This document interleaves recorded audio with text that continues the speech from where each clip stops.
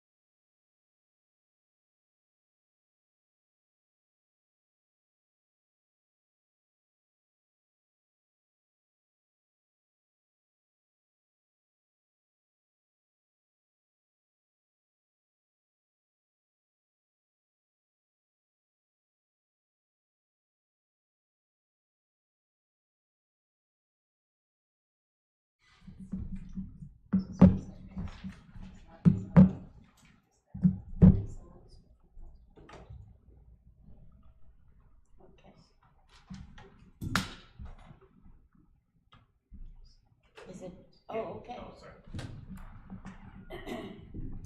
We're gonna call this meeting to order. It is 6:22. We apologize for being late. And let's do the flag salute, please. Ready, salute. I pledge allegiance to the flag of the United States of America and to the republic for which it stands, one nation, under God, indivisible, with liberty and justice for all. We have some comments from closed session. The board took action by a vote of 4-1 to deny an employee's appeal under BP 1312.1. And the board approved settlement agreement of case number 202-602-0948. So now we're going to go to approve the agenda. I need a motion, please. I make a motion that we approve the agenda. A second. Okay, so Mrs. O'Connor. Aye. And Mrs. Toasty. Aye. And Mrs. Rios. Aye. Mrs. Martinez. Aye. And I'm an aye, 5-0. Okay, so now we have public comment.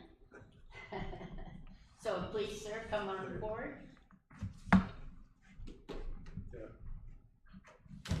guess you can just turn me anyway. Well, no, it's gotta, You can pull the mic out. Yeah. That's fine. Stand. Long-time resident,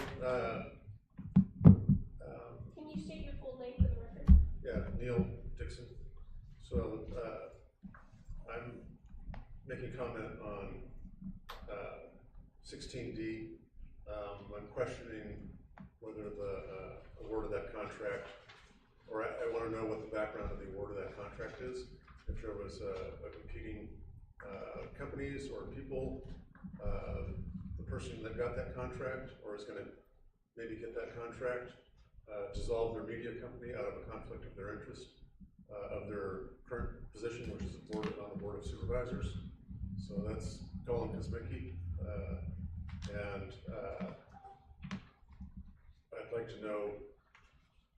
Obviously, right now I can't know. Right, you can't respond to anything, but I think it's fair for the community to know how that contract was awarded, and if it was a competing contract, or you just have a certain amount that you can just award people without competition or whatever. I just thought it was a little shocking. okay. That was D. Yeah, 16D. D. Yeah. Mhm. Can you speak something? Superintendent's report. So were you talking, because you wrote 16D, but it's 16H, Oh, I don't. I believe is I was trying to read it on my contract phone. with Colin, Yeah, I was trying to read it on my phone. So H is the Oh, one not you're D. referencing. not Yeah, D. because we thought it was CERN, which is a math program. Yes, Okay. That's why you get such wild looks. Like, oh. so 16H, all right. And the conflict of interest because he's board supervisor?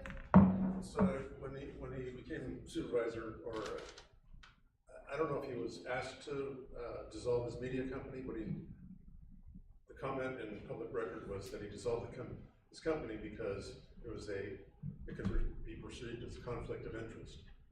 And so he's a media company, and he's on the board of supervisors, and now he's doing media for you guys, potentially. And it just seems to be consistent with the previous, or the first premise. That's all. And actually not all. I just wanted to know if more than one entity was given a chance to bid for the contract. We will, in the superintendent's report, she'll address that. Okay. Okay, where am I at?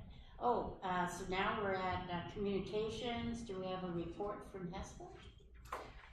President Chris, Yes. I wondered if we could explain, or if you could explain to the board the guidelines for this agenda item. In the past, Trustee Rios had asked if we could ask questions, and that was allowed. Is that not allowed anymore? During the report for HESTA, Yeah. it's not part of public comment, so it's a, yes. It is allowed. Yes, of course. Okay. Thank you.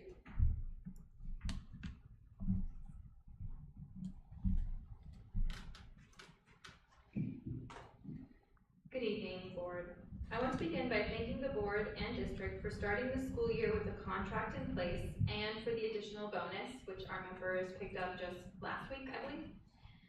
Those actions are appreciated and help set a positive tone as we begin a new school year. We also look forward to continuing our collaboration with the district to find meaningful ways to increase prep and PLC time for our elementary teachers. Providing educators with the time they need to plan, collaborate, and support student learning is an investment in both teachers and students. Finally, thank you for partnering with the county to provide paid professional learning opportunities that teachers can immediately put into practice in their classrooms. So SBCMI training and the literacy training, which Betsy, you're attending. It's encouraging to see so many educators taking advantage of these opportunities, and we appreciate the district's commitment to supporting high-quality instruction. Thank you very much. Thank you. And do we have We do not have a CSEA report. we don't have a CSEA report. Okay, so now it's time for, Actually, Jen, Yes. so I'd like to thank HESTA and the teachers for bringing attention to the lunch times at summer school. There was concern about lunch being served too late in the day, actually after summer school was out. None of us may want to believe it, but there are students who come to school without being fed because they don't have the food at home, whatever it is, they get up too late. I'm saddened by the decision of a few administrators to schedule the lunches after summer school. We should always put our students first. they were given breakfast. Breakfast is available for them to get, but they weren't taken to breakfast. Breakfast is always available. They do get a snack, but to have lunch at 12:30 after summer school's out, even the high school, they start their summer school at 8 o'clock. It's available for breakfast. They get lunch at 10:20. This is high school students. So we should always put our little ones first, either kinders and second grade. The board sets the tone for the whole district. I just feel that we all need to work together what is best for the students. Thank you. Okay, so now, facilities report. Good evening. Hi. It's good to be with you all tonight. Cheryl, welcome back. Thank you. Were you world traveling or were you United States traveling? From here to Florida. Nice. Okay. Good. Well, welcome back. Thank you. So it's my privilege to be able to tell you tonight some of the things the facilities department has done collectively, not just in construction, but in with the maintenance staff and the grounds crew as well. So this is kind of a short presentation. I know I was given 5 minutes, but let's see if I can We'll make it. graciously give you 1 more minute. Excellent. Okay. See if I can make it here. So I think it needs to be mentioned also. I'd like to come back in August to give a more thorough presentation on some of the other things that are going to be getting done, not only during this month, but next month prior to the next board meeting. So, well, let's see what we got here. So, facility summer project update. Some of the projects that took place over the course of the summer, I think it's worth mentioning that we had a 35-day timeline. So there were 7 weeks in which we were able to get the majority of these projects completed, not to mention some others that I'll also talk about as well. So here they all are. Maze lighting, maze gym floor, rancho floor, classroom flooring replacement. There were just about 40 rooms that we were able to replace carpet and some type of flooring in. So I'll show you some pictures here this evening. Rancho Santana TK concrete shade. as well as the CV concrete trellis, district office asphalt, we all can see, no more trip hazard out there, so that's, I think that looks really awesome. It Yes. should have been done 20 years ago. yeah, it's been an improvement, it's been an improvement. And I'm so glad that we were able to save the tree. Absolutely, yeah, so that's a good one. We did some hardscape improvement also at Sunny Slope for asphalt.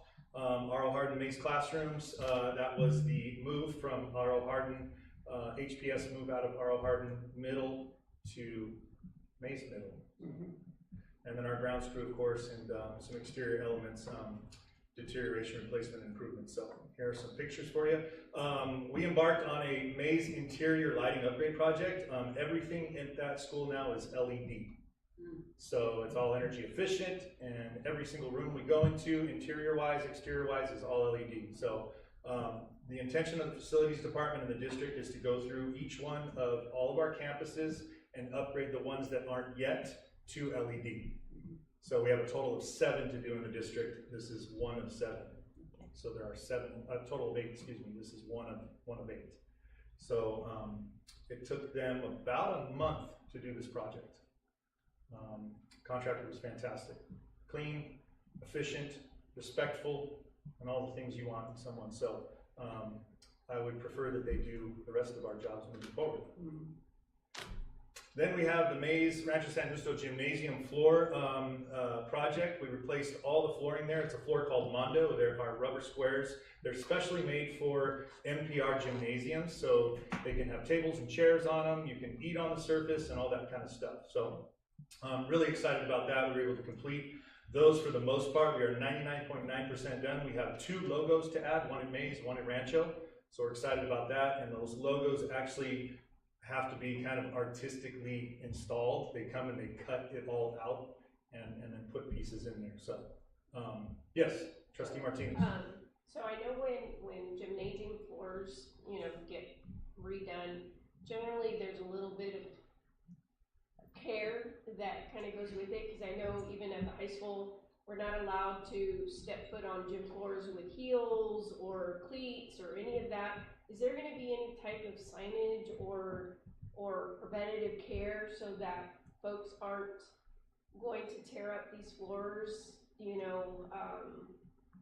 with those types of footwear or anything? How does this floor keep up to that? Because I know even with the best floors, I know our staff at the high school are very particular, put down covers and mats and you name it, because they're it's a large expense and they want to take care of the investment.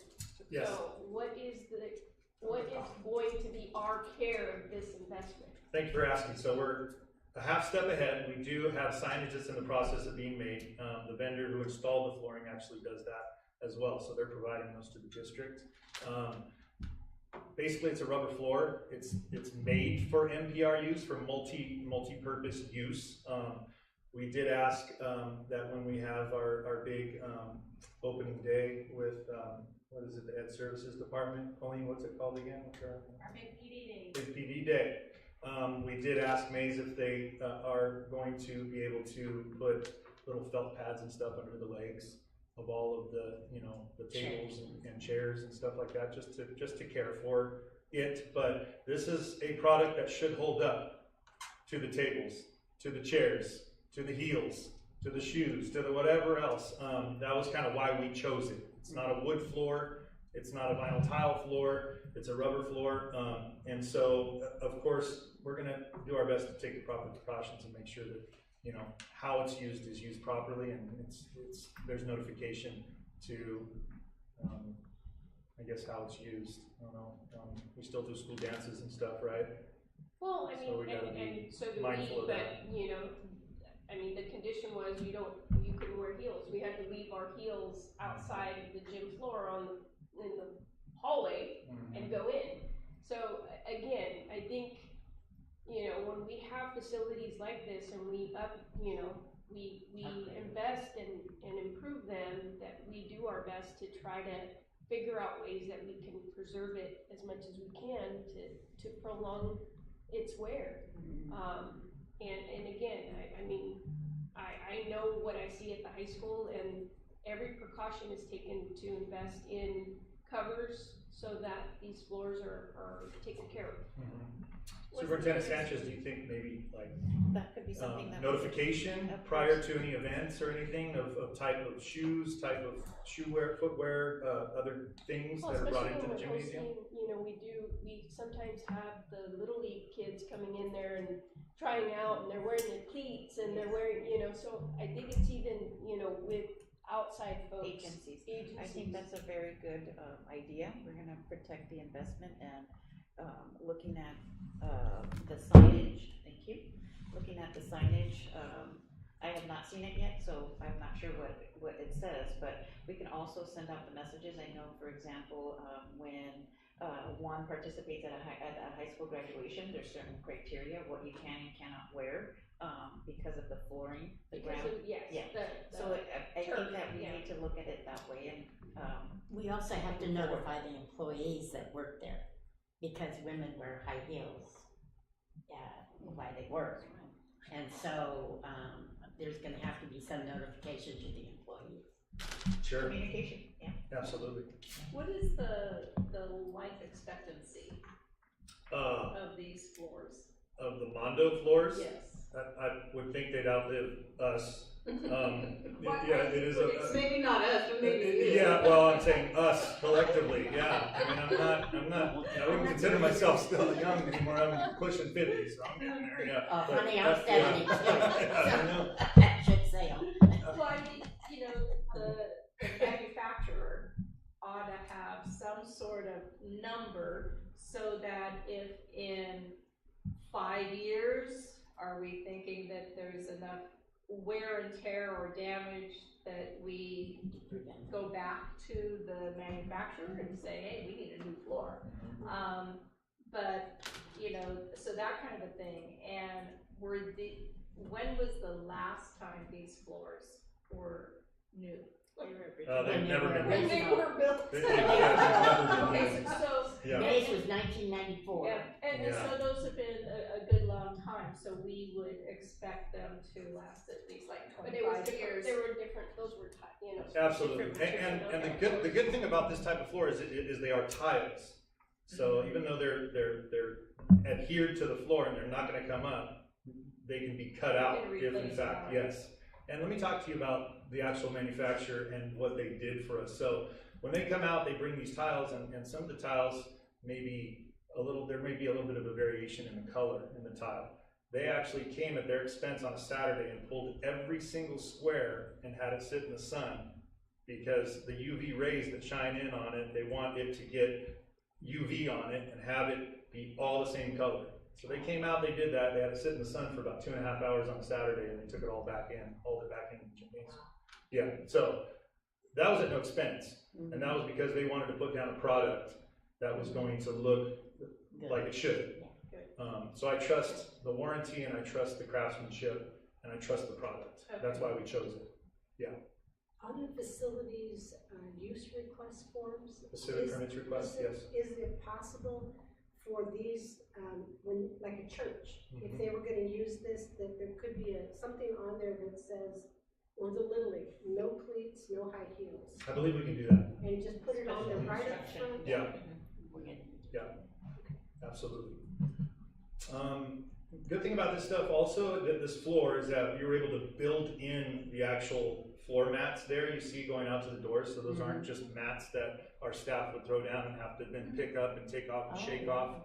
It's all built into the product, so that's helpful. And then you see the actual, we're excited about the stage that we were able to get to. We actually replaced all the flooring on the stage there, so that's all The brand new. stage was really bad. It was pretty bad. really It was pretty bad, so that's all, so we're excited about that. It looks great. So we did say we were also going to remove that gaudy old curtain, right? We are removing the accordion style, heavy, cumbersome curtains. Those are yet to be done, and those will be done this year, I promise you that. Okay. Because we want them gone. Because I know they're, you know, especially with Maze, because again, since it hasn't been touched since it was built, but some of the carpet too on the walls, because I know we did carpeting on the floor.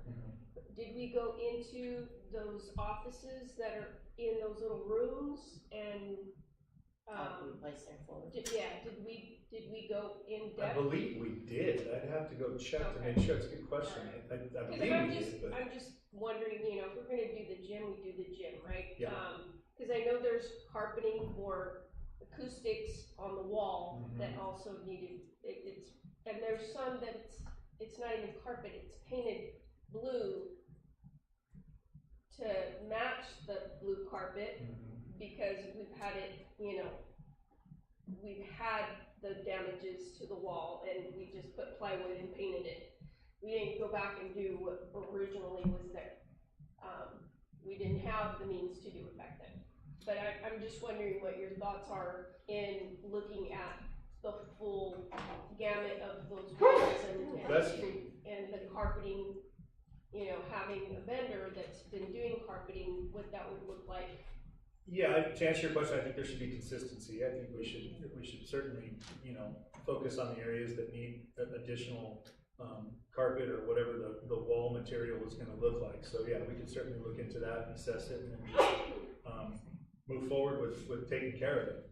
I think it's that difficult and that simple at the same time. Right, well, cause I mean, if we were thinking about, you know, if we're doing these upgrades, right, it's the full upgrades, we had talked about the bleachers and whatnot, right, before, and, what needed to get fixed so that people aren't getting hurt, and, but, you know, again, it's the aesthetics, and do we have the means to fix it now? And what would that look like, right? But I just wanted to ask about those. Yeah, I think it'd be great to extend at the Superintendent Sanchez's direction, the entire board to come out and take a look. And Yeah. take a walk and look at it, and let's walk it and talk it, you know, Yeah. and see and come up with some solutions or ideas or anything like that. I think that's a great idea, so. Yeah, were the bleachers, have they been maintained? I mean, Bleachers are maintained every year. I don't remember them ever being a problem. Yeah, They were, yeah. they. Oh, they pull them out, Yes, yes, and that is true. But I mean, for our children to sit on, that was not the issue. No. But for our staff to pull them out. Yeah, and in order for us to remain compliant, we have to have the bleachers checked for safety every year. So we have to have them looked But at, what about the maintained. pull-out part for our staff? Yeah. Okay, Any of the bleacher system, anything that comes out of the wall, anything that comes, you know, that's a bleacher system, when you walk in, you see it, all that stuff's maintained once a year. okay, Moving on. yeah. Multiple campuses flooring. I talked a little bit about how many floors we did in the district. We have one of our wonderful teachers sitting in the audience today that's ecstatic about the fact that we were able to do her room. So she's happy tonight. So we did that. So we were everywhere, it seems like. I have my own picture. Yeah, you have your own picture. We had several rooms at Sarah Vista that we did. We had several rooms at Mays that we did. We had several rooms at R.O. Hardin that we did because of the exodus of our HPS friends over to Mays.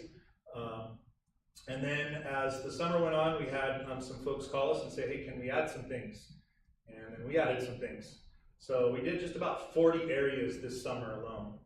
And in the middle there, you see what we're excited about. There were those 2 science rooms at Mays, I think B5 and B6 that we were able to get to. So that's the same flooring that's actually in the gymnasium. Oh, wow. Yeah, Okay. so we were able to add that. Different color, of course, but it certainly pops now. It's really white. So, and then all the carpet.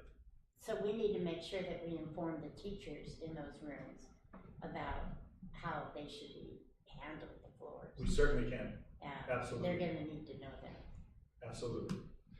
Then we have our TK playground cement and shade. So quite a bit of cement there. There was over 100 yards of cement that was poured over at Rancho Santana. So we were able to do that area that surrounds the TK play area there. You see those little squares that are in there? Those squares are for future shade. Shade is a DSA approved product that ended up going into plan check delay, just like our central kitchen did. So we found that we had to do something there, and the concrete was something to do, and the solution in order to get the shade, rather than having to cut concrete out and spend unnecessary money, we created those little squares there that have some compact dirt so the kids can't pick up rocks and anything like that. And then we're eventually going to drill down 13 feet deep to put 5 single post pyramid shades out there. Okay. So we're excited about that. And then up in the upper left-hand corner there, That's where we were able to add the lunch area, because of the increase in enrollment, for our TK classes. So we're gonna get some tables that are gonna be put there. We ordered 9 tables with a shade, component for them, for our littles. So they're gonna get those by the time school starts, so, we're excited about that. Yeah. Any questions about this? Moving on. Sarah Vista Hardscape. Gabe came to me and said, we need a de-escalation area out at Sarah Vista, at the end of those classrooms, and we were able to come up with this solution. We poured some concrete there, we put the fencing around there. We have yet to put a shade element that we're gonna add that is not gonna have to go through DSA, so we're excited about that. So that's gonna be there as well. And then we were able to improve that trellis. We actually reconstructed, completely demoed and then reconstructed that trellis there. That was basically a safety concern. So we did that, and our maintenance staff helped paint it. So it looks really good. Sarah Vista staff is pretty happy about what we've been doing out there at Sarah Vista. So. Then we have our Sunny Slope and District Office asphalt improvements. We all know the area that's right in front of 2, 3, 4, 5, right there, classrooms at the Sunny Slope. We added that asphalt element there. We demoed all of it out. That was a safety concern. We had some planters that didn't have any trees or plants in them. We had some lifting asphalt like it was out here with shallow rooting of stuff. We removed some benches that were just not necessary, a tripping hazard out there. So we were able to greatly improve that area as well as the DO, and you'll see that. So. R.O. Hardin HPS Maze. So here we are.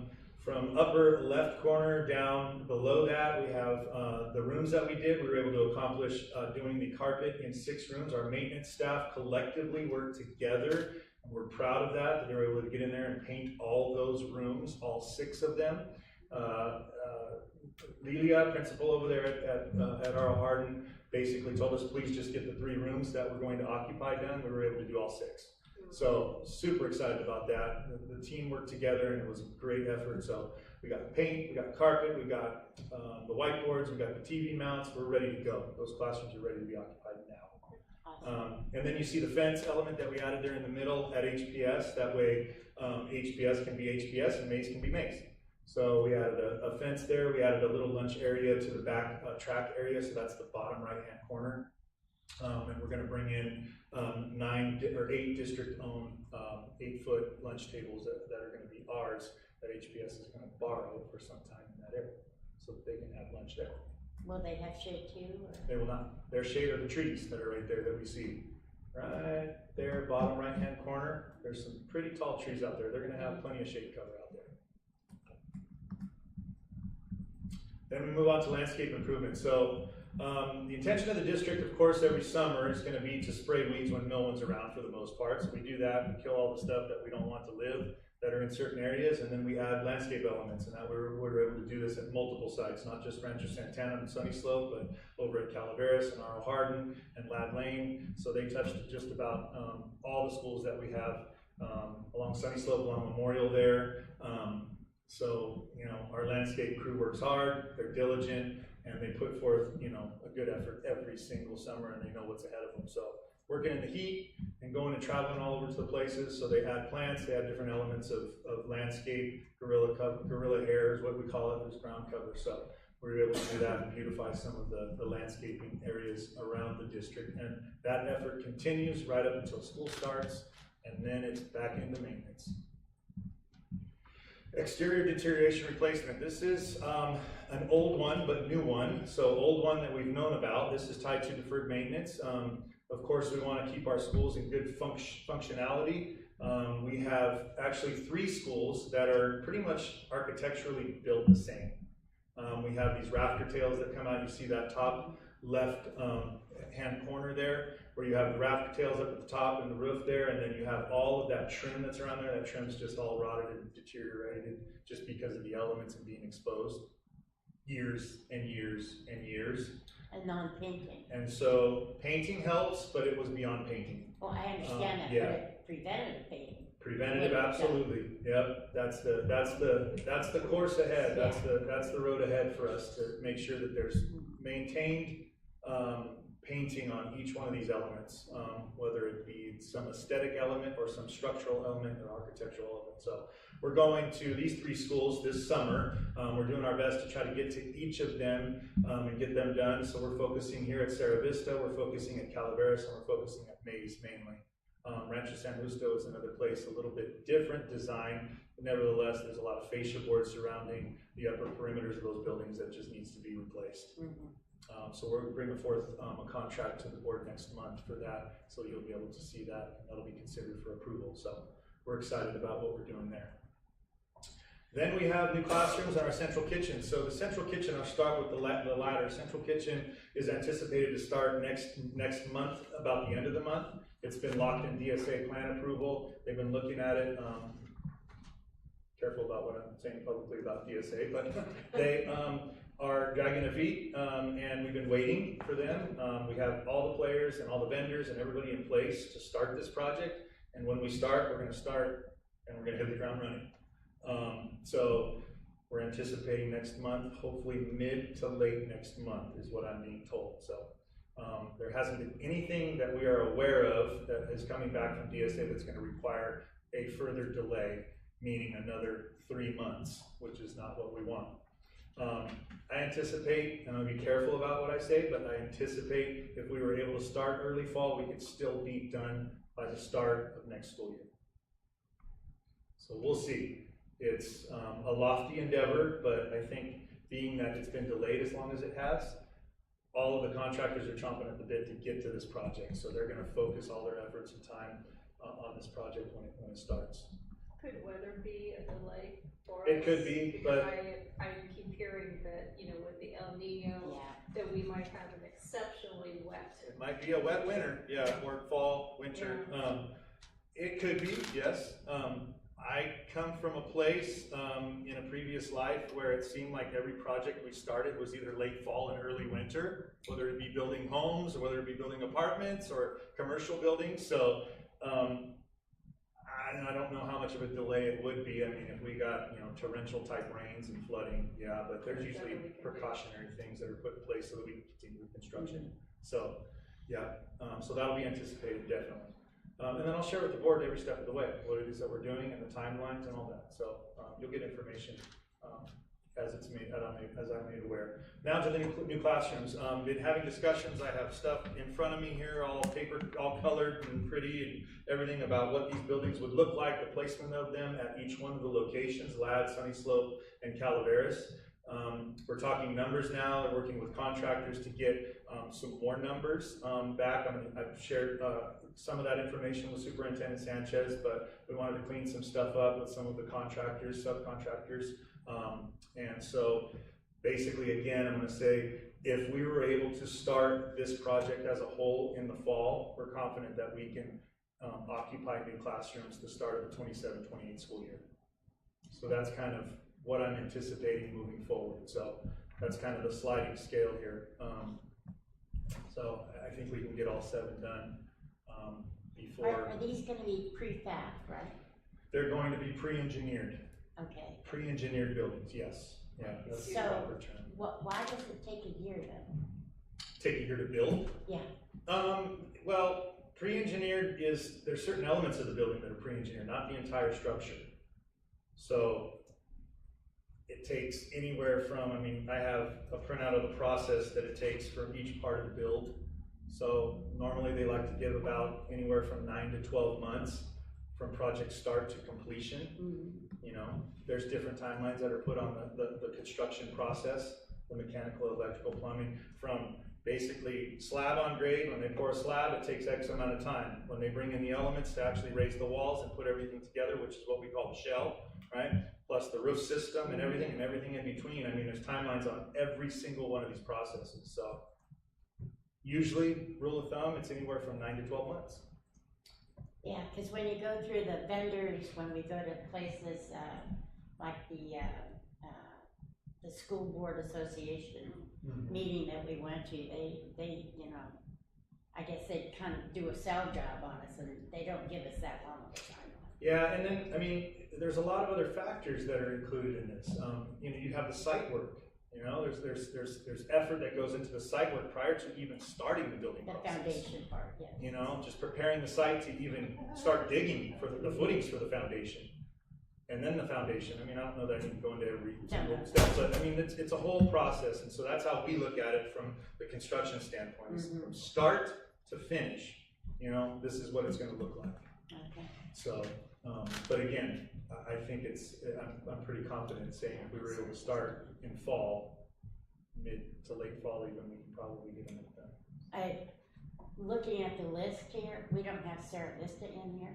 No, we're doing that feasibility study to see what we Right, can do right, at Sarah Vista. Right, and when will that be?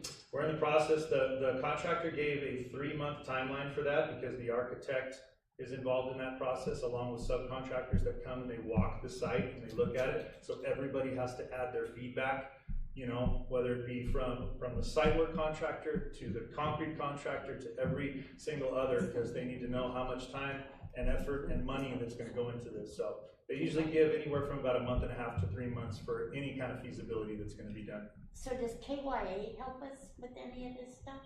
With the feasibility, With any of this building stuff, can they speed things up with their expertise? well, we're in the process. We work together Right. to speed, Because I know to you speed like the working with process. them. Yeah, they do. I mean, they're a general contractor just like their KYA, there's XYZ, or there's Right, ABC. right. They all do feasibility studies and they all take about the same amount of time. So nobody's any faster or any greater than another.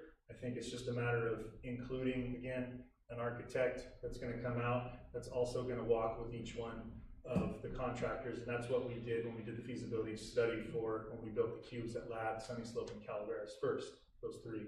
Right. We're just, you know, we're looking at kids that are gonna be here. So we have to remember that we're looking at bodies and we're looking. Yeah, so the intention is, moving forward, is to have 7 classrooms built by the start of the 27-28 school year, is that correct? Yeah, Okay. well, maybe if we get feasibility studies done for a couple. Well, of I'm talking for Ladd Lane, Sunny Slope, Right, and yeah, Calaveras. right. Those, And then the feasibilities for, I think it Sarah was Vista. Sarah Vista. Yeah.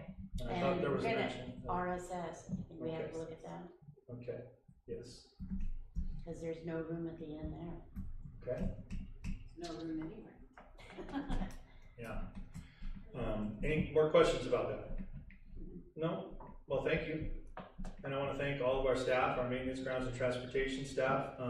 Transportation staff, our coordinator was able to take some time off, and we'll spend with her mom in Texas, so I'm happy about that. She got to go take some time off. She works diligently all year long, preparing and planning, and then of course our maintenance and ground staff, always focused, always diligent, always doing work orders, taking care of business, so, I appreciate all that.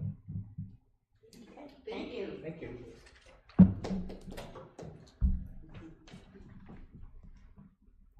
Okay, you ready? Yeah. Superintendent's report, please.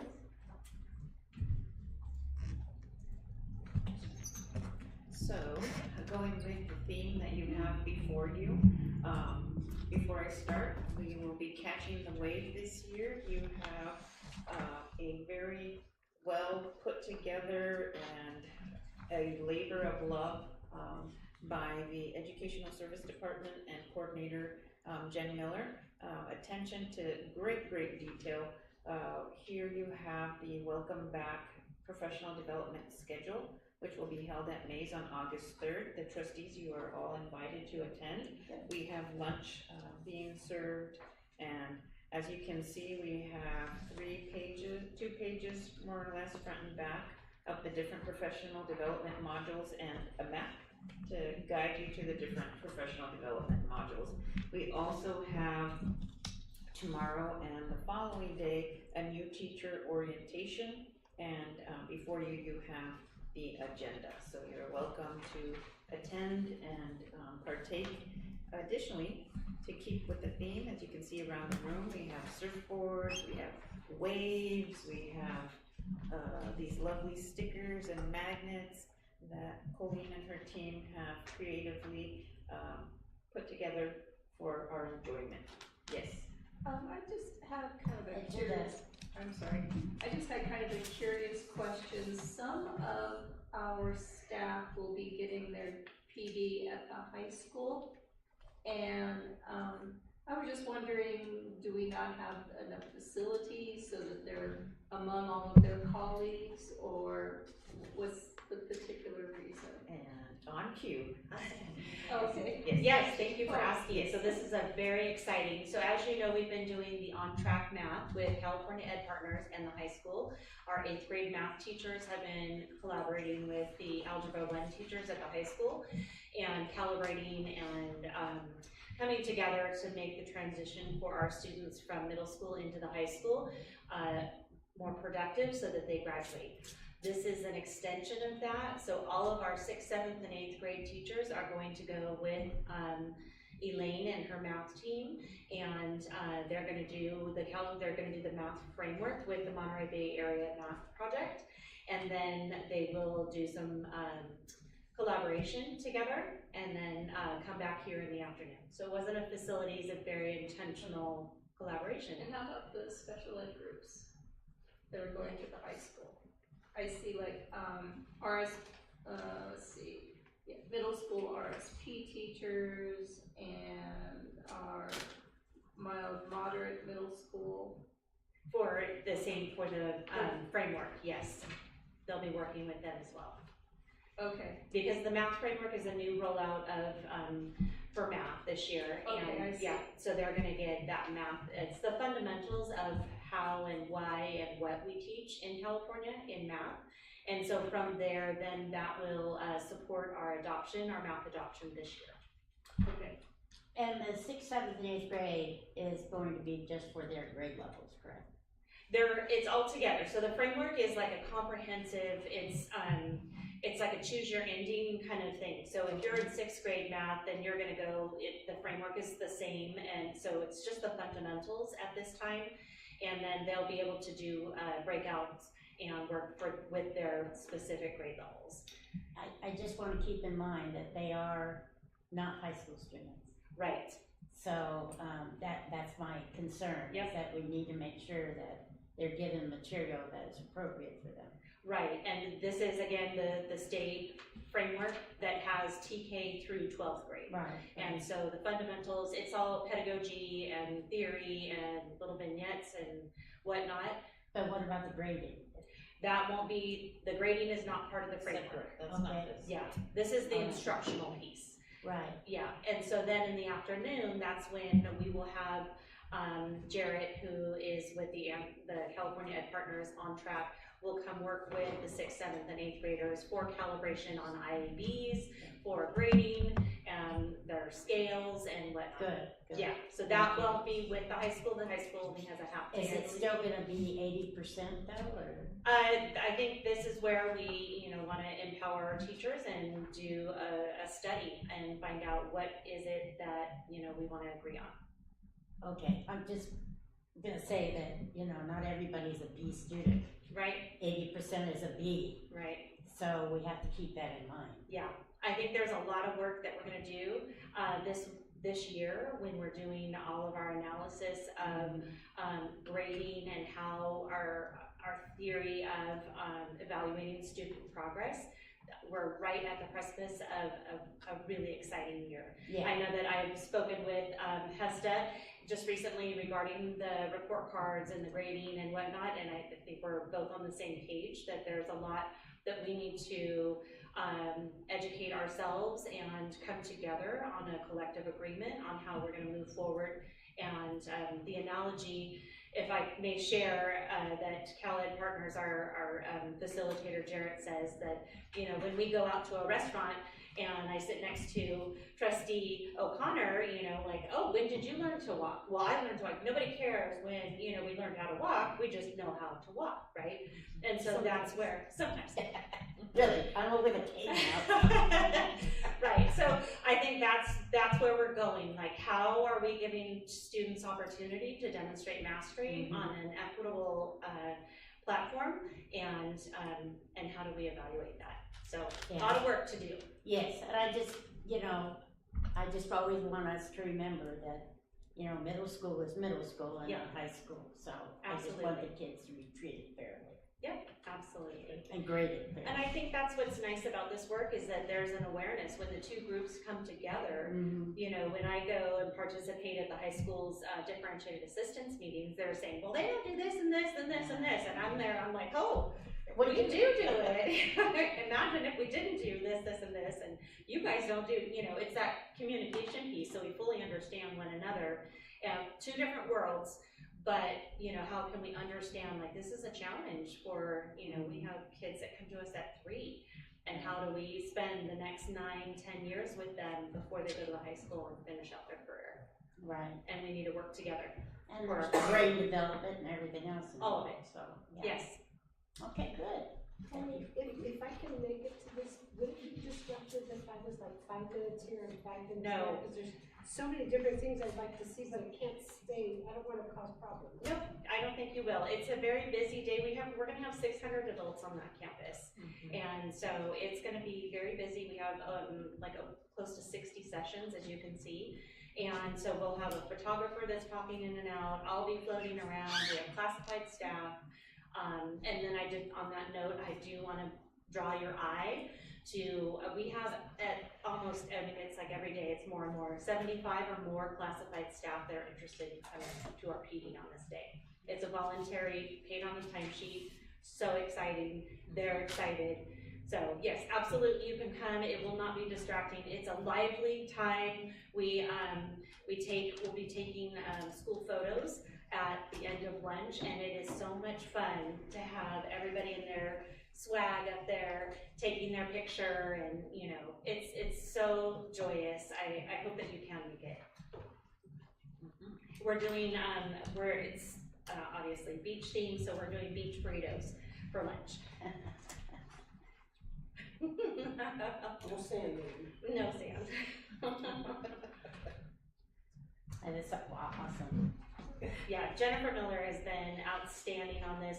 She is just the mastermind behind it all, and I mean, it's just incredible. So we're very excited for this day. We were intentional this year to provide training for our new teachers. So we thought, you know what, when you're a new teacher, you don't want to just jump into the framework. You need to know, like, how do I set up my grade book? How do I use this curriculum? What are the fundamentals? Well, as it was then, we didn't really have a whole lot of primary teachers. We have a lot of middle school teachers. So we had to kind of pivot, and we had little small cohorts. So we couldn't have like new kindergarten teachers. There was one. We're not gonna have a party of one, so we'll put them in, you know, so we had to really pivot at that point. That was about last week when we're like, all right, we need to switch things up and provide this a little differently. So very excited about the ELD push, structured student talk with EL Achieve. The framework, the math framework is very important. We also have Great Minds that's coming for the teachers who have never used Great Minds before there. And then you'll see, I mean, SPED has like a slew of offerings there. So everybody is being assigned to a spot. They have an opportunity to change. Sorry, I'm not wanting to, but there's so much exciting stuff to share. This year, Calaveras has decided independently that they would want to, change to PAF, preventing academic failure, like all the other schools. Yeah. They were given a year to make that transition. They said, nope, we're just gonna all do it, and we all wanna go to the training. So they went to the SBCMI Literacy Institute, some of them, and then they requested that they all go to the PAF training, new to PAF training, and that is gonna be a massive group. So much so that the lady in New York said, I have to come out in person. So she's gonna be coming out, and we have a lot of paras that are asking to go into that. So it's very exciting. All of Calaveras, all new to PAF people will be in the gym. We, the Superintendent Sanchez and I went to the summer school. I could not believe the work that was going on. It was individualized, one-on-one, maybe you get 2 people or 3. The learning that was happening, the focus was unbelievable. Everybody in. And then when we went to Sunday Slope, in a bigger setting, it was the same. It was just really concentrated learning. It was so impressive. It was, just awesome. And the site administrators and the district people that put this together. It was really a great, I was really impressed. And this is the day before it's gonna end, and they're still working away. They do not get a time, they don't get a minute off. No, they were all, in every single classroom we went in, it was the same thing. Just Fantastic. unbelievable attention, and everybody was focused. There wasn't anybody fooling around or anything. It was really a sight to see. No downtime. That's excellent to hear. Just previewing the report that you'll hear in August, I mean, the data is astounding.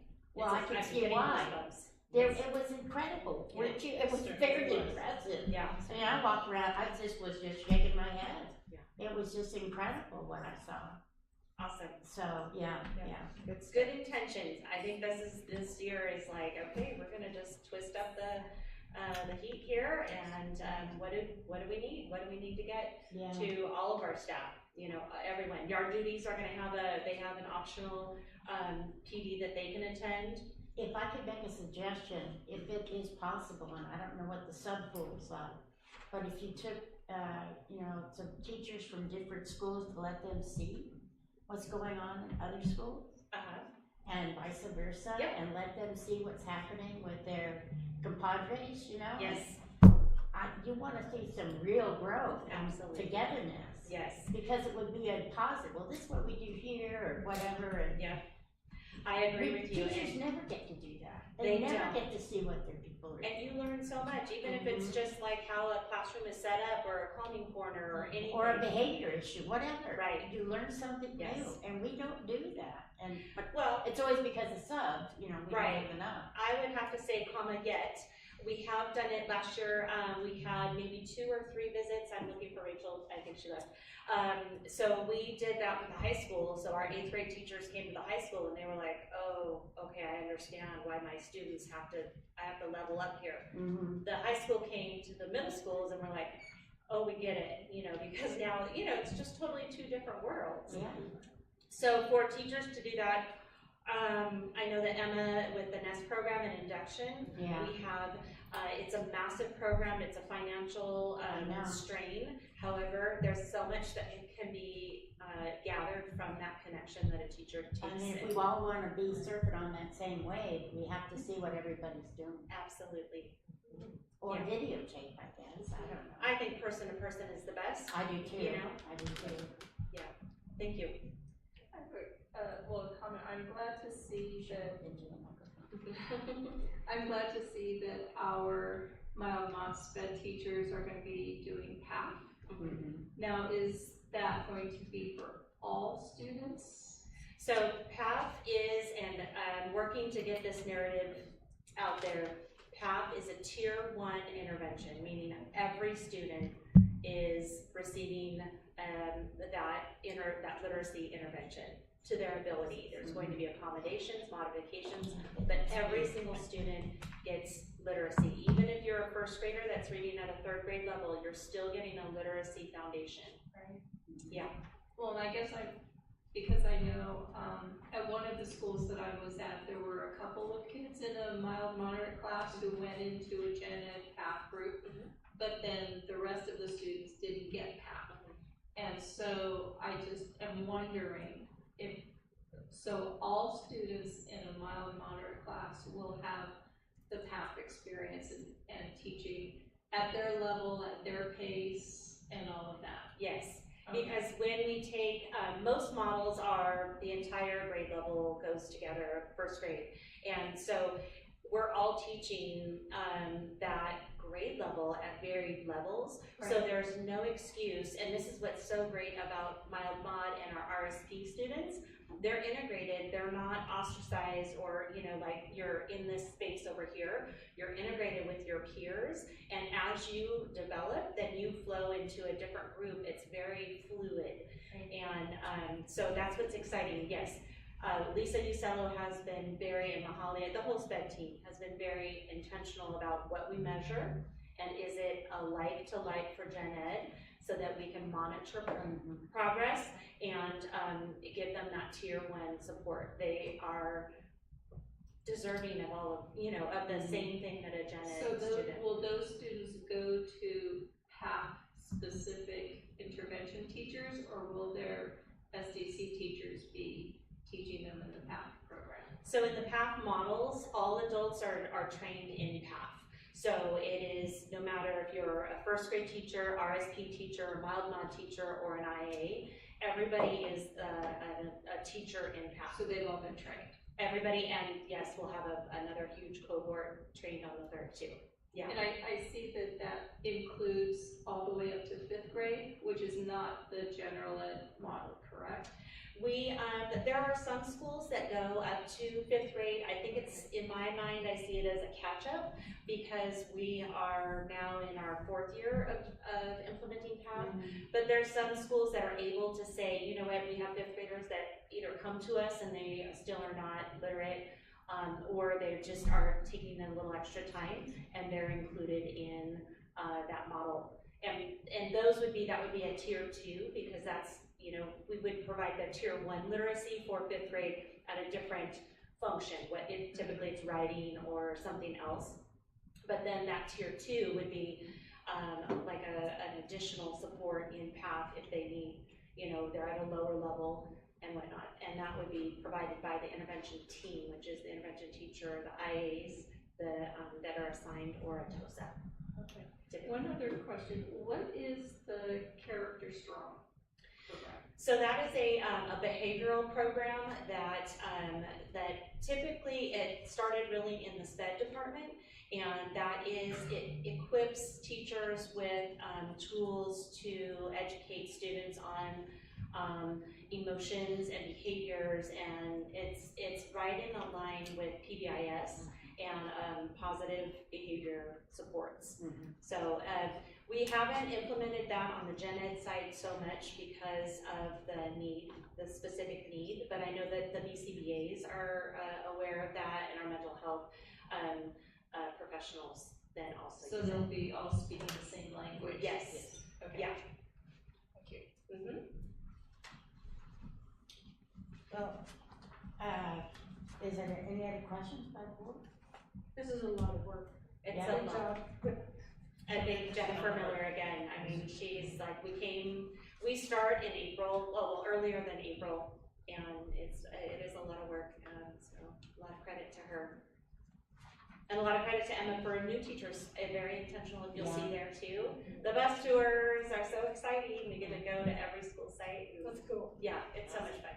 We have 33 new teachers. Wow. Last year we had 40-something, so that means we're retaining them. Yay, and we're growing, so we're excited. All right, I will get off the mic, thanks. Okay, now it's time. Were you gonna do the rest of of your your report? Yeah. It would be up to the board, and the board. We read it. We'll give you I was a three little more confused minutes. too. I thought, oh, okay.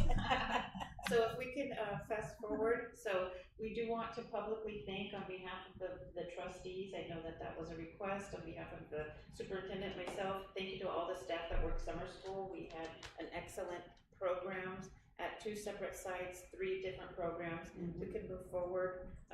Those are just some quick pictures that President Grist and I walked the campuses, and wonderful work happening, great activities, both on the gen ed and the special education side. And the special education teachers really enjoyed the company that Colleen, that you used for these novels. Were What school? yeah, they were able to modify for the special ed. And see, that's what we need to do.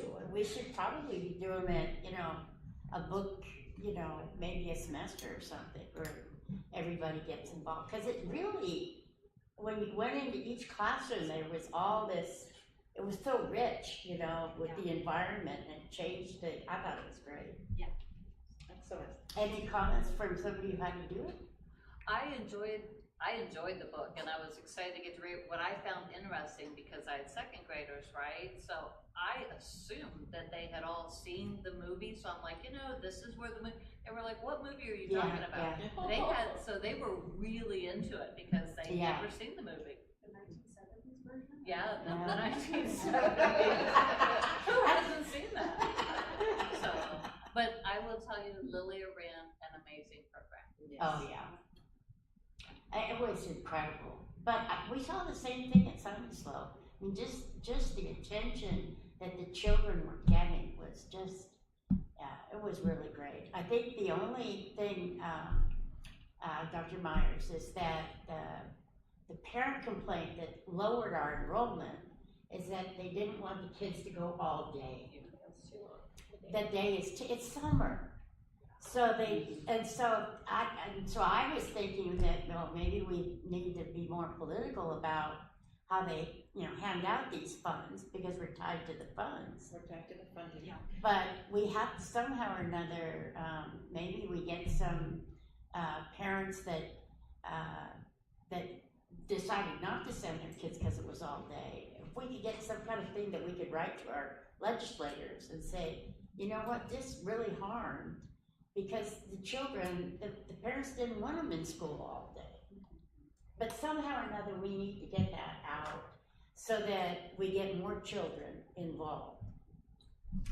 Okay. So, moving forward, since we've taken some time, I'm gonna, Brandon, if you could move all the way to the enrollment screen, which is at the back. If the board would like me to stop at any moment, these are just, snippets of what all the different departments are doing, but here's their enrollment. This is probably a little bit harder to see when you're reading it online, but Yeah. I'd like to go through the total enrollment as of last week was 6,021. That's the projected enrollment. As you can see, we separated it out by school and by grade level. We do have some bubbles, as we always do, throughout the district. Right now, we are staffed appropriately. Should other students just show up, we are prepared to pivot. This is the time of year where we check enrollment on the daily. We look at anybody who has started an enrollment packet online but hasn't finished. We look at the staffing. We talk, Linda and her team have been doing a great job of keeping up with the staffing. That involves also the business department, Beth, the forms for personnel requisitions. That involves, the principals being on top of their enrollment as well, and then reaching out to the district office. Okay, my kinder class is getting pretty big, I need another staff member. I do want to let the board know that with any year, enrollment is fluctuating. It could be that it continues to go up while students realize, or families realize, okay, school is starting, I better enroll. So I was looking at this and trying to figure out, so like RSS has, right now, we haven't seen the children, but on paper, we're supposed to have 58 TKs. Yes. So is that 3 classrooms or is it 2 classrooms? That is 3. That's what I thought, okay. And then if I go to Sunny Slope and I look at first grade at Sunny Slope with 105, is that 5 classrooms? I would have to look at the numbers. I believe it is. I think Sunny Slope is one of the schools that we added. There was a discrepancy with the site number versus what Manny had in the system. Okay. I believe, if I'm correct, we added another 5th grader, getting a first grade, thank you. So, like Loud Lane, second and third grade are pretty much the same, but then we go to 4th and 5th, and how many classrooms, do we still just stay with 5, or do the 4th and 5th grade get 6, or how do you figure that out? Just by what we can afford, Beth, or? So I believe it's the class size. I believe for 4th and 5th grade, we don't go higher than 28, 30. I would have to. We have bargaining unit language Yes. that Right. specifies our cap, so no, it's not what we can afford. Well, okay, That's the right thing to do. right, I would have to look at, I would have to pull up the actual schools to give you a breakdown of the classes. I don't know them off the top of my head, school by school. Well, I'm just looking at your data here. Yeah. That's all I Yeah, went from. Cause like at 127, if you do 30 for 5th grade at Loud Lane, that's still, we're gonna be over on some classes. But it's really, that's why I was wondering, how do you decide what you're gonna do here? Are we anticipating any combination classes? Not that I have heard of. I have not heard of any combination classes coming from the sites to us. Yeah, okay, cause I was just trying to figure this out going, well, boy, you know, especially at Lad Lane, cause they jump up by, you know, a considerable amount of kids between 4th and 5th grade from 2nd and 3rd. I know Principal Estoya is listening, she's probably thinking, yelling to the screen, it's this amount. She's on it, she's out, you know, she keeps track of her numbers. I would have to pull up a report from Aries to be able to give you the breakdown of, How many of teachers how would we put, yeah, many, yes, how many okay, classrooms. okay. I don't have that, and I don't want to speak. No, It's I okay. hear, I just, you know, this is when you give me the data, I'm sitting here trying to figure it out, Mhm. and I'm, you know, thinking, okay, I know 30, and I know 28, and so I was just trying to go by that. One of the other things that we do, because we do meet on this frequently, starting in the middle of the summer, Right, is we compare where they were last year. So they're staffing at school sites that we shift around from one class to another. mm-hmm, You brought to attention Lad Lane, they have less students on this report than they had last year at Halifax. Wow. So it's sort of that comparison that we're looking at. Are they adequately staffed? What's going on? We do deal with and address right away TK numbers Yes. and how those are going to impact. But we watch kind of that trend and where it's gonna go, and we like to remind the board and the public that we know who's coming because they've just enrolled. right, We don't know who's not gonna be coming, and these numbers are high this time of year, like they were last year. yes, And then we've slid down. By the Right. time we Right. got to That's right. like yeah, the end of August, we had a better idea of who's not coming. right, So, right. And Well, I then understand. Day 10 is the critical day that we look at, right? well, for staffing and, in the contract, we have 10 days to equalize. But, and they should be dropped if they haven't shown up by that time, but we tend to, at least from the analysis that I do, we tend to give it a little bit more time because there's still phone calls that need to be made. Yeah, I know they're making them, We yeah, can't just say they didn't show up, we need to know where they went. right, You know, we have that requirement to put that information in our system to know where they went. Otherwise, they become a dropout, and we are responsible for that We have to dropout report data. that to the state. So, That's right. we have tiered deadlines that happen at the very beginning of the year, day 10 would be one of them. yeah, the parent liaisons really help in regards to where these children are, Most definitely. yeah, they do a great job. Are any of the Sunny Slope TKs overflowed, or is that their TKs? Some of the Sunny Slope families that attended last year, I believe, went to their homeschool. And that, you know, families were encouraged to go to their homeschool. That's how we got the classroom at R.O. Hardin and the classroom at Lad Lane, I believe. And if I missed, I believe RSS has a new TK. And Calaveras. Yeah. So 4 classrooms. I don't believe that we're using an overflow mechanism quite yet. Okay. Is there anything to help out the teachers with their new TKs? What happens, you know, with chairs, lower tables, you know, things that a TK would need? It's a great question. So anytime there needs to be like an adjustment of chairs or desks, that typically is a site custodial task, where if there's a need, the site custodian can go and lower the desk or higher the desk. That has been my experience in the past. What about the chairs? The chairs, I believe you can, there are some that you can lower, but for most of the TK classes, if not all, I think in the past few years, all of our furniture has been ordered new. For the little.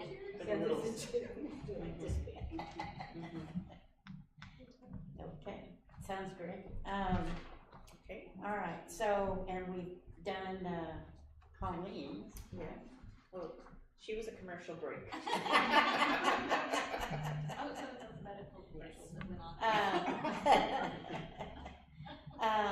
Did you want to cover Stuff the Bus, or? We can, whatever the board would like. I'm not sure what detail the board would like. August 1st is Stuff the Bus. That's the backpack distribution at Target. There are hundreds of students that have been identified. We worked with the United Way of San Benito County and the San Benito County Office of Ed to obtain donations. The backpacks are stuffed that day. The families have been notified multiple times through Parent Square, through different communication mechanisms. Any backpacks that are not distributed that day, we return back to the district office and then we redistribute at the onset of the school year. Additionally, for years now, we have also distributed backpacks for the high school, for HPS. Anybody that does not attend, we just keep track of how many we distributed for them. Okay. Because we're the big district. And don't forget, everyone, school starts August 6th. Yeah. Thank you. Okay, so, I have a question. I know, I believe, President Grist, you made a comment regarding the public comment, that in the superintendent report, there would be oh, yeah. a comment regarding his concern about our contract with Colin Kosmicki and whether it had been out to bidding or, you know, a conflict of interest. I thought that you had said that there would be some sort of a comment during the report here. Okay, so I'm trying to fit it into a superintendent's report. As we communicate for returning to school or stuff the bus, we use communication mechanisms. One of the communication mechanisms that the Hollister School District employs is Parent Square, sometimes Facebook, sometimes issuing memos to newspapers, Benito Link, or sanbenito.com or .live, I don't remember what it's called. We as a district for the past, I believe, 6 years since the previous superintendent have annually issued a contract to a local writer who is Colin Kosmicki. He has done a phenomenal job covering our different student and staff events. I don't have the historical knowledge if that went out to bid at that time. At this time, for this contract, it did not go out to bid. It is a small contract, it's not a full-time contract. My understanding is that it would be a conflict of interest if he were, for example, in a leadership role here, like as a board member, and we contracted him as a vendor. So I believe there was comment earlier today as to conflict of interest in the current role as a supervisor. As a supervisor, if a vendor were to, if a supervisor were to be also a vendor to then attempt to get a contract under that umbrella where that person was a supervisor, that would be a conflict of interest. In this case, it is not. Because this is his private company. This is a private company, yes. I think he works just as an individual. As an independent person. Yeah. And that, Yes. But he has a business license to do. He has a business, yes. And that is how the Hollister School District communicates for items such as the return to school on August 6th. The Parent Square, does that go out to every single parent and every single staff member? Every single student or parent or guardian that has been registered. For example, if there's a student that is under the care of a grandparent, and that is the legal guardian, then that person will receive. And teachers, every single teacher? Teachers, yes. But you have to be registered. You have to have a child in the district. It's not. Not teachers. No, the staff. No, I'm Staff. talking about for the parents. They have to be registered, correct? Yes. Because you register through a school. Yes. Right. Yes. So what I'm trying to say is it's not really general information out to all public. It's to the people that it addresses. Right? Yeah. Yes. Okay. Any other questions for me? No, I think we're ready for our hearing. No. No.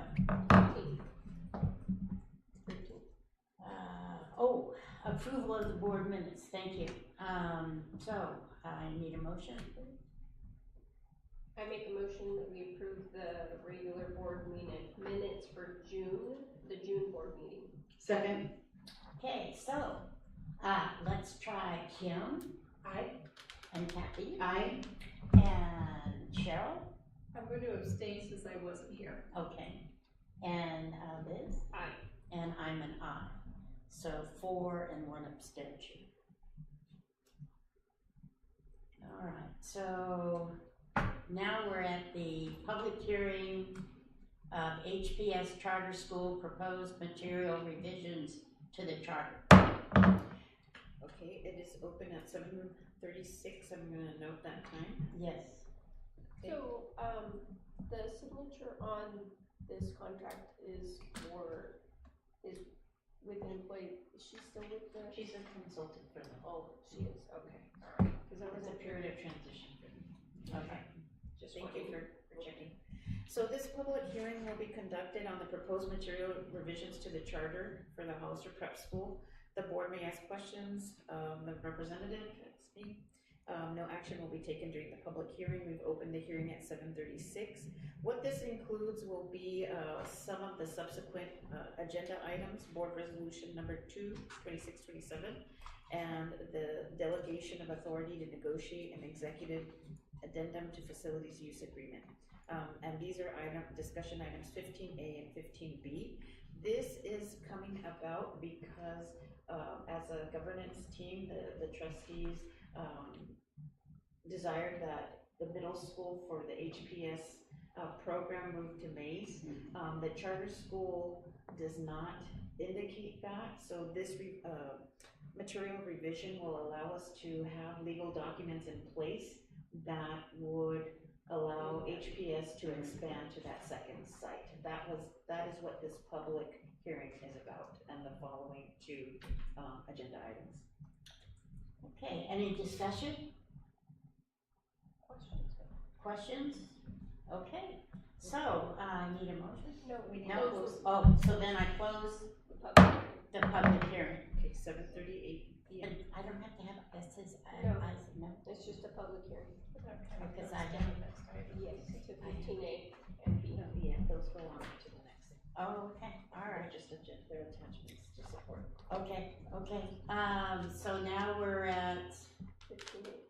15A resolution approving material revisions to the Hollister Prep School Charter by the governing board of the Hollister School District. So this item goes with the public hearing. Again, this is a material revision, the beginning of a material revision. This board resolution was posted to meet legal timelines to the Hollister School District website to allow for public input. I believe it was June 13th. Brandon assisted me with that. What this will allow is for the expansion of the charter school to a secondary site, as the board directed, to have the middle school be placed at Mays. So what we have done is that we have began the conversations. Our legal counsels are working on this. We have had communication to ensure that we're all on the same page and on the same, thought process to prepare the sites, prepare Mays, and then to prepare our Hardin on our end. What we anticipate is that in August, we will bring forward the completed agreement to the board. These are the initial steps that will allow us to continue that process. This board resolution will, let me see, I'm trying to click on it.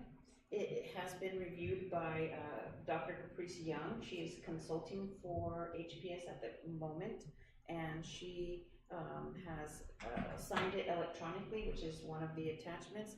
But what this does is the resolution delineates out that HPS, their charter specifically was for our Hardin, and that as a team, we are deciding to also have them expand to Mays.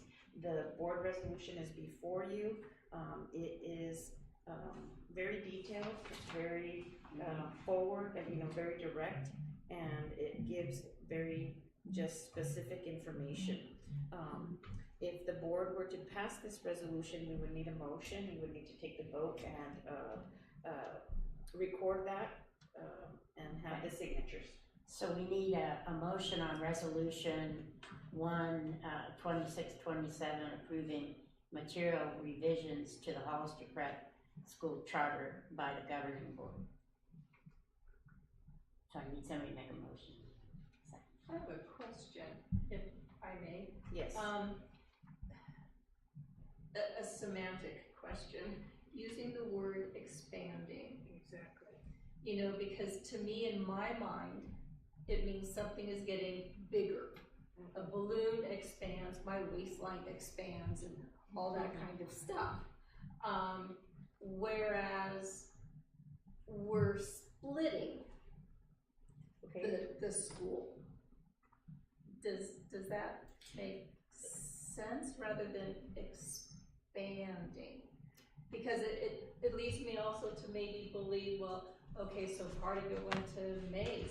Wow, maybe they might try to add 3 more classrooms or something Yes. like that. So the word expanding So I can, bothers me. okay, thank you for that feedback. I could read that exact section and then we could, the board could discuss and decide if you would like to change that word to split.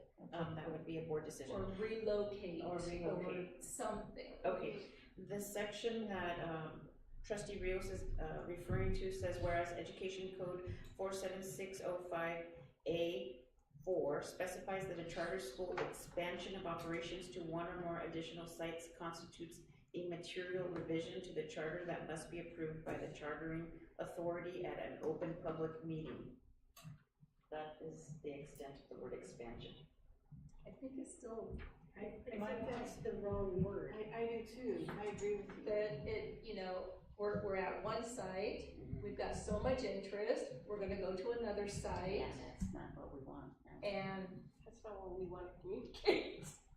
yeah. Would it work to put relocate?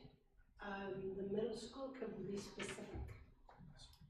We could, as you were discussing, I'm looking up that specific ed code to ensure that if that word exists in the ed code, I can see why legal counsel, would have used that. Yeah. So, And if there's a legal reason for it, I'm fine. Yeah. Just Because they are as quoting I- ed code. As I keep hearing it, I'm thinking it's just getting bigger and bigger and bigger. it does use the word expand. It says after receiving approval of its petition, a charter school that proposes to expand operations to 1 or more additional sites, That's which right is from the code. exactly what That's I exactly read. from the code.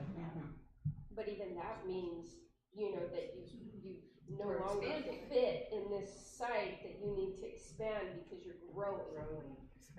Don't we have something in place that limits that they have, Caprice told me personally, they're not gonna grow anymore. So the charter, the original charter that was approved, I forget the date, maybe April or May, that gives the limitations of their grade level spans and their enrollment. What this is talking about is, expand operations to 1 or more additional sites. It doesn't say expand enrollment. It's, you know, the operation of the actual school. It was housed, you know, contained at R.O. Hardin, and, you know, the board decided that they wanted to have it go to Mays, so then it has to expand to a different operation. Yeah, to a because different site. the next paragraph talks about expand again, But the second site. the ed code is saying expand. Expand, The and ed we have code to go uses with that it. language. But does the ed code anywhere talk about a relocation of part of a charter school? And if it doesn't, then maybe this really is talking about a charter school getting bigger and bigger and bigger. Right. Well, this ed code is talking about what a material revision is. And the definition of a material revision is that once a charter is approved, which we as a district did, if there's a change to the site, for example, like we as a district asked the charter to split up and go to another site, that's where this ed code comes into play, because we are expanding it to a second site, to the use of a second site. That's where this is coming into But we play. have an MOU with them that they're not We have going to it. expand enrollment. We have a charter petition in place that talks about their enrollment, their grade level structure, and so on. So we're covered that way. Yeah. Legally, the HPS students wouldn't be able to even start at HPS at Mays if these steps don't take place. legal compliance issue. Somebody needs to rewrite the ed code. In your next career. Okay, so I still need a motion and a second. I'll make a motion to approve resolution 1:2627, approving the material revisions, to the Hollister Prep School Charter by the governing board of the Hollister School District. I'll second. Okay, so Kim? Aye. Kathy? Aye. Cheryl? Aye. Liz? Aye. Jansen, aye. Okay. Okay. The next piece is item 15B. It's called the delegation of authority to negotiate an executive addendum to facilities use agreement. Last November, I believe, we approved the Prop 39 facilities use agreement. At that time, it was not on our horizon that we would have made this decision. So that document indicates that HPS would solely be located at our Hardin on 9th Street. So what this action item does is that the board would need to make a motion to delegate and give me authority to continue the negotiation piece, and this next piece includes negotiating the Prop 39 facilities use agreement. We've already agreed to it, but it said R.O. Hardin at that time. At this time, we would need to go back to HPS, and they're aware of it, Caprice is aware, and make an addendum to it. That's what this is, to authorize me and for the board to give me the authority to. Okay. Any questions? All right, you got a motion, please. Okay, I'll make a motion that the delegation of authority to negotiate and execute addendum to facilities use agreement is put into place. Second, do I need it? Second. Okay, this is the second. So, Kim? Right. Kathy? Aye. Sharon? Aye. Liz? Aye. And I'm an aye. All right, so now we go to 15C. Resolution number 2 for this school year includes the order of elections, specifications of the election order and consolidation request. Anytime there is a election that requires, or that we as a school district would need to contact the county office of elections, because we are going to have trustee vacancies, we need to fill out one of these resolutions and adopt it prior to 180 days, I believe. It says the specific number, I shouldn't say that out loud, but we have to have a certain timeline in place. If we adopt this, the trustees have reviewed and they choose to move forward with this resolution, we meet that timeline. At this time, we will have, I believe it is 3 trustee vacancies. They are listed on the resolution. Yes. We have trustee vacancy for trustee area number 1, number 3, and number 5. Okay. I know, as I was reading that, there was some mention, up at the top of the document you sent us of 123 days. 123. But then down further, it talked about 88 days. And so the 88 days we have not met. I can't recall, I don't have that pulled up in front of me, but I was just wondering, because I think we're 90, We're at 105, I just listened, because I'm a news junkie, it's 105 days till the election. oh, I've been hearing that it's like 98. I believe, so I actually have an email, every time this comes up, because it's not every year, I make sure to email the county elections department, and I have their confirmation email that indicates if you take it up on July, and I give them the date of the regular board meeting. Okay, They 'cause I called stamped her it on that too. and ensured that it was correct. Okay. Yeah. I remember what we Yes. talked about it, because Yes. I called her on it as well. Because I heard we'd be good for the 88, but not Yes. 123, so. Yes. Okay. All right, so I need a motion. I make a motion to accept resolution number 2, 2627, ordering an election, requesting county elections to conduct the election, and requesting consolidation of the election for our board. Second. All right, so Kim? Aye. Kathy? Aye. Sharon? Aye. Liz? Aye. Janice and I, 5-0. Okay, so now let's go to 15 D, discussion of the 45-day budget revise. Thank you very much, board members. A little handout for you. I didn't do a presentation because there's not a whole lot to present, but you've got a little summary in front of you. And the 45-day revision is required if there are major changes to our budget. There aren't major changes to our budget, but I figured I'd highlight a few things. The biggest change, and we talked about this at adoption, is that the Student Support Professional Development Block Grant was included in the budget, and the current estimate is $5 million to the district. I am waiting for final numbers. That's just me doing math. I'm hearing from two different agencies that we listen to, Capital Advisors and School Services, anywhere between $527 and $515 a kiddo. I'm gonna wait and see, and then at the first interim, we'll give you the actual numbers. We will have until 2032 to spend this, as the state doesn't like to give us permanent money. They give us block grants and give us a limited amount of time to spend them. The good news is it's about 6 years. And right now, we are working on developing a plan for what we would do with those funds. Also, as we anticipated, and more good news for the district, community schools is now an ongoing program. The existing schools will continue after their initial grant. So we do have 5 schools that have got until 28-29 to spend their initial implementation grant. And after that, they will continue. We'll have to see what the funding looks like in the 29-30 school year for them. New schools can apply, that's HDLA. Yay, we're excited. That's the only additional school that we have that has more than 65% unduplicated pupil count. And so that application is being handled by Colleen and the wonderful people in her department who have done this at least once before and know exactly what they want to say this time.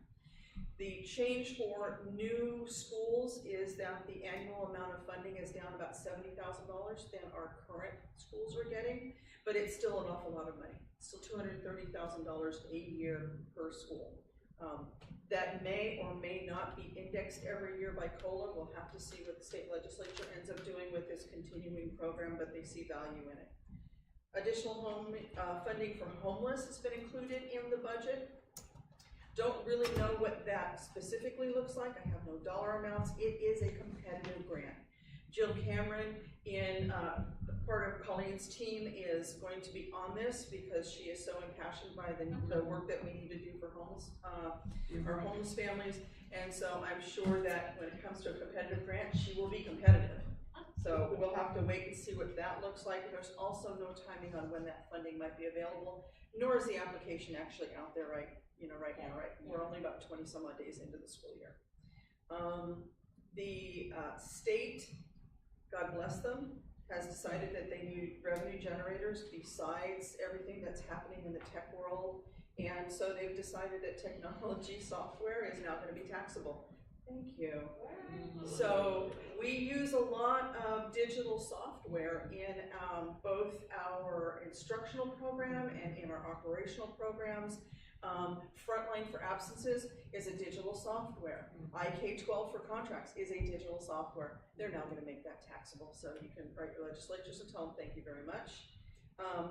My estimate, based on a 3-year average of what we've purchased in that digital software arena, is that it'll add $137,000 worth of additional expense to the district. That's spread over a lot of different resources, school sites, departments, and stuff like that. But that's an expense that we weren't expecting. Comes right out from the kids. Yeah. And the final thing on here, which really isn't budget related, but may actually have some budget impacts, is that charter school legislation got infinitely more strict as we come into this year. AB 126 was passed that puts an awful lot of onus on school districts to oversee charter schools. I sat in for about 2.5 hours this morning on a webinar on the things that we are going to be required to do in relation to oversight of our charters, and it's going to be a lot of work. So we're going to be developing that plan with the players And when I say the players, fiscal would be myself, instructional would be Colleen, and the superintendent for oversight, and we will put together a plan. The good news is that there are some very large districts that have a lot of charter schools, and so they have infrastructure already built in, and they, in that webinar that I attended this morning, they are offering up their tools and deadlines and best practices. So those of us that only have one, and it only has 540 kiddos in it, and really don't do the level of what the state is asking for these days, are going to be able to take advantage of what they've already developed. So that So the charter schools know about this, and so they know to anticipate. Oh yes, there were charter More. schools on that call. There were Okay. CBOs on that call, there were instructional people on that call, there were county offices on that call, and there were charter schools on that call. And I would guarantee you that they've been watching that legislative action that's going in there. Charter schools were developed more than 20 some odd years ago as a grand experiment in alternate education. When they came in, they did not have to necessarily follow all of the, and I'm air quoting, rules that school districts had to do in a lot of different areas, mostly in education. When they first started, you did not have to have certificated teachers teaching in the classroom, just to give you an example.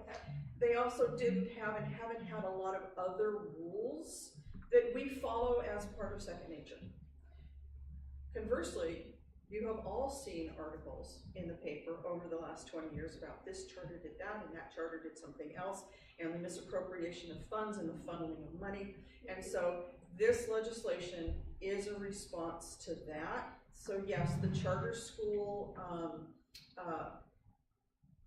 community has been watching this, as we have, maybe a little bit more, because it starts with them and some of the things that they have to do and some of the things that they have to change. And then as an authorizing district, then there's more things that we are going to have to do. More on that as we go along. The things that we're going to have to do not impact anything that you did earlier this evening or a couple of months ago. It's just oversight and documentation of what we are doing and when we're doing it. So we can, as a board, anticipate more frequent information about what's going on at our charter school, or not? I have to get back to you on what we are required to provide to you. Okay. Okay, certainly if we're required to give you something, we will absolutely do that because it'll be a requirement. One of the things that is an outcome of the AB 126 is the fact that we have to document all of our oversight activities, when we did, what we did, who did it, because we as a district will be audited by our auditors on whether or not we are compliant with AB 126. Now that's in about 1.5 to 2 years, but that's how stringent this is. So if there are things that need to be brought to you at a certain time or information shared with you, we will be bringing you that. And again, there will be more on this as we dive in as a team to decide what is this going to look like and how are we going to accomplish it, and all of, and then when we get the tools. I don't have the tools yet that were promised at the webinar. Those should be coming by the end of this week or the beginning of next week. So, and there's no additional money for that. It's just more work. Of course not. So that is Okay. the completion of my 45-day report, 45-day budget revision report. Do we have any questions? Okay, I need a motion? No, I don't need a motion. It's just information Discussion, I don't need anything, okay. So now we're gonna go to, discussion and approval of board policy and administrative regulations. So the board policy committee met last week to review these ARs and BPs. It was an active meeting. We had some really good discussions on some items, and others just were a little bit more routine. Okay, you're changing this, and then this reference changed, and so not a big deal.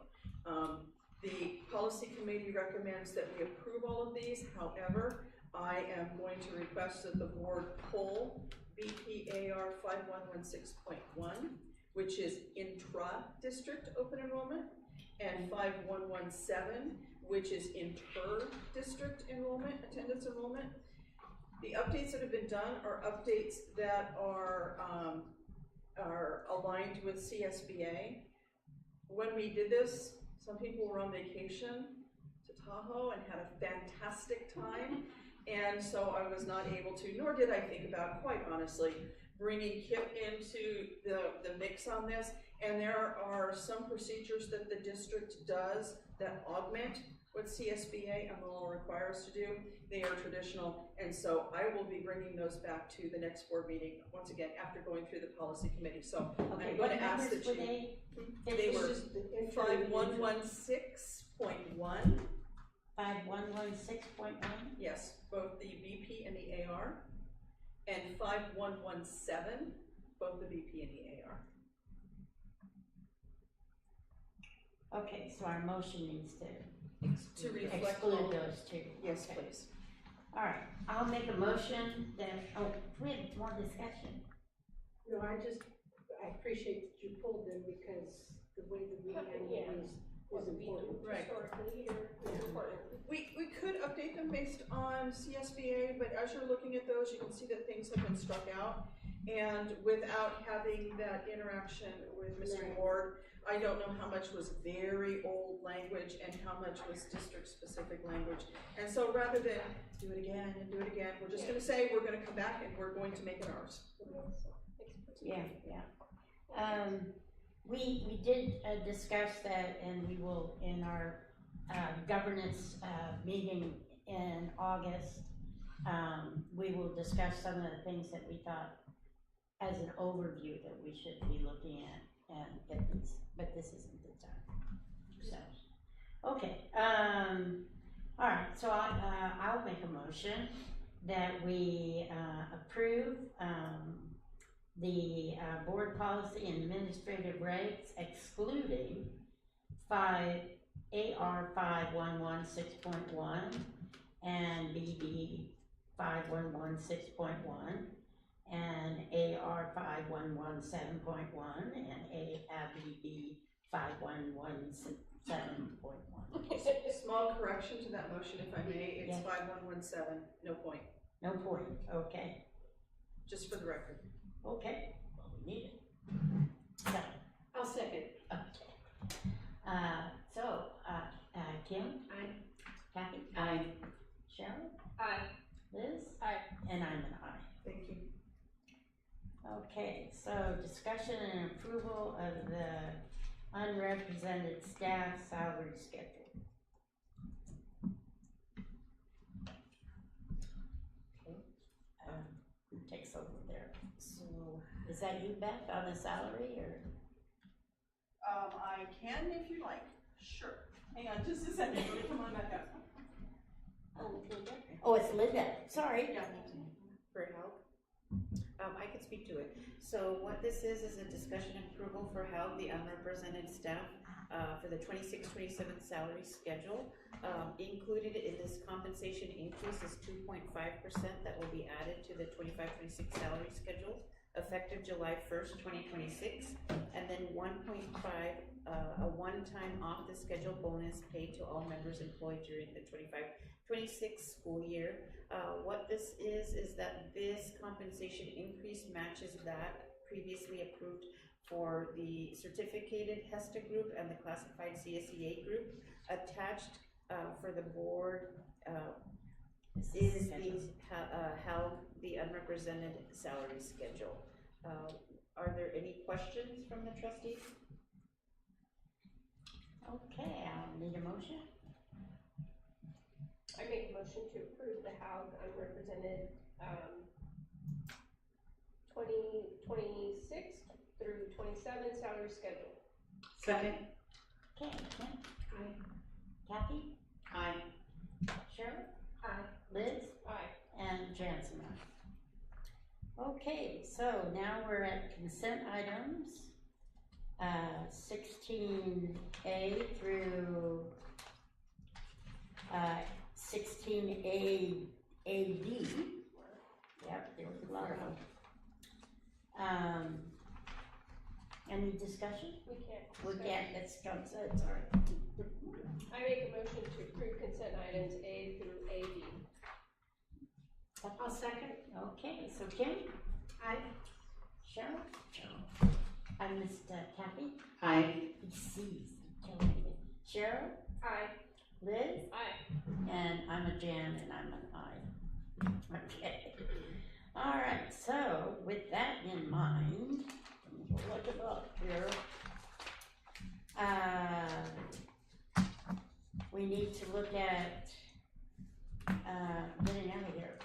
So do I have, board member report? Nothing to report this month. Nothing to report. Just traveling, that's all I did. Well, you did policy. Oh, that's true, I did do from my hotel room in Flagstaff. Nothing to report. Well, and I already talked about it, besides the policy, going to that summer school was just incredible. It was just awesome. I really, when you walk out, you just feel good.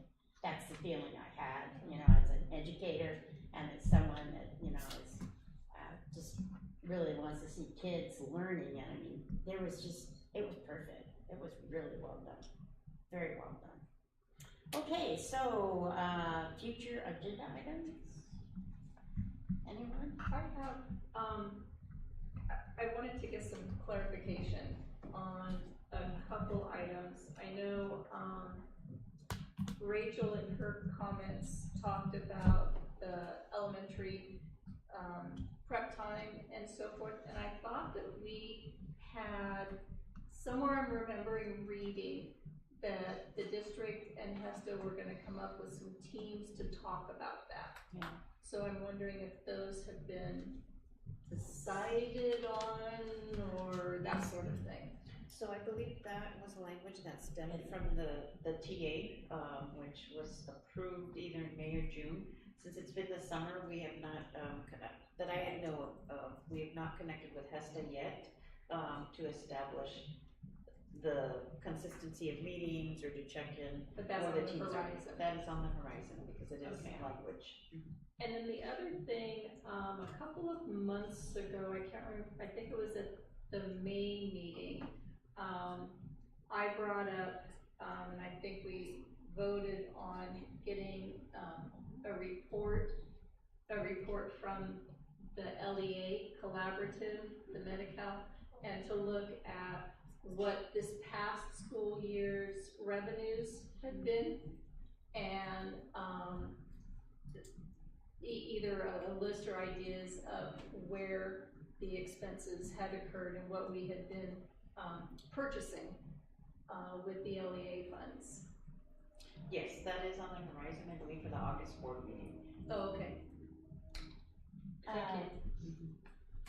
I had a couple of things, but one thing was, Cheryl and I don't believe we were here for the special board meeting right before the special board meeting at the high school. And was there any talk about, secretary, executive secretary? Oh, an administrative assistant? Yeah, we don't know anything about that, so if you could let us know? So I believe that was discussed, or I got the direction, I believe it was June 8th or June 10th during the closed session for the superintendent's evaluation. That is on the docket to be posted, and that should be posted soon. As the Okay. board directed. And the other thing is, I know the board has just talked about being more on top of things, and I love that. When we had our budget study session, the board had wanted each individual department, we wanted to know what their budget was.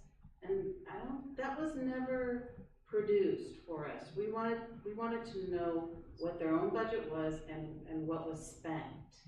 So we did have a board report by our CBO. If you remember that, I believe it was during the springtime, each month there was a different format for the different expenses presented to the board. One of those months, I'd have to look at in the board agenda, Beth broke it down by department and by expenses to that, by present day expenses, whatever day that was, she had run the reports. It was broken down by department. Because I know that some of the cabinet was complaining about that they didn't have enough money in their budget to pay for certain things, so I wondered what that was about.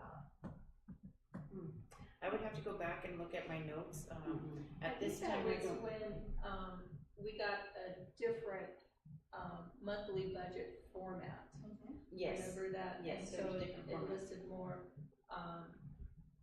up to date, I think, for that particular time. And I know some of us we liked that, and to see that as an ongoing kind of thing. that could be something that we can work with, our CBO to provide that report, in lieu of whatever other format. I think at some point, Beth had asked what format did the board, want to have moving forward, because there were so many different formats that were presented in the different months. I presented departments in January, and I presented sites in February. So those two have been presented. We are open, just let us know, but we did present those. Thank you, I'll look back. I think it was the sites that were money. Yes, it was the sites that, No, I heard complaints from the directors, said they didn't have enough money. nobody ever To talks to me, spend. so. All I know is that I know the sites, there was janitorial issues, and that was rectified. We hope so. With this Yeah. budget, we gave them a larger increase for some of the supplies than for everything else, just to maybe hopefully get that. Right.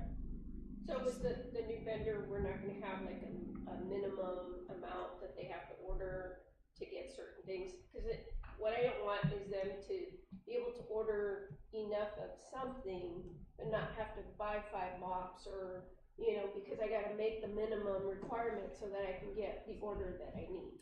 That would be a Aaron question, no? Okay. Yeah, that does not happen. Okay. Beth, on that report in January, did it say individually what their budgets were? Yes. So it's assigned that there's so much. Instructional services, special education, students. Okay, I'm so looking at take- the copy, yeah. Just take sped, what is their budget? What's the amount? Special education has a budget of $22,339,268 at the time I made that presentation. Okay, let's take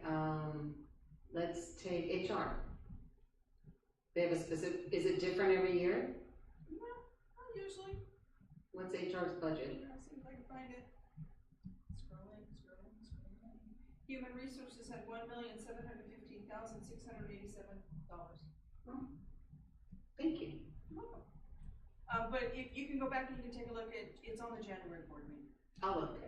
Do you assign those budgets at the beginning of every school year, so it's like right now here in January or June or whatever? July. I'm not. Thank you. No, that's what you meant. That was a great vacation. But the weather on my trip was so hot, it has to be January quickly. So right now, everybody is getting, here's your budget for the year. Do Yeah, your when it best. comes to school sites, they actually get what their preliminary budget is before they leave for summer break. Okay. Okay, before we go on to the next, I did forget, I listened to a webinar on budgets, and it was way over my head in a lot of respects. But the biggest thing, and I really need to say this, because it's the people out here that are doing the work. We get money from the grants, but if we don't know about the grants, or we don't have someone who's writing the grants, and it seems to me, and I might be wrong, but it seems to me that the legislature is trying to divide and make this more, you have to do this grant, you have to do this grant, to get monies that we used to get, but now it's by a grant. And I just thought, what bureaucracy? Here we are, and they're, adding another level of time, of district time, for monies that they should already be getting. But now we have to fill out a grant to do it.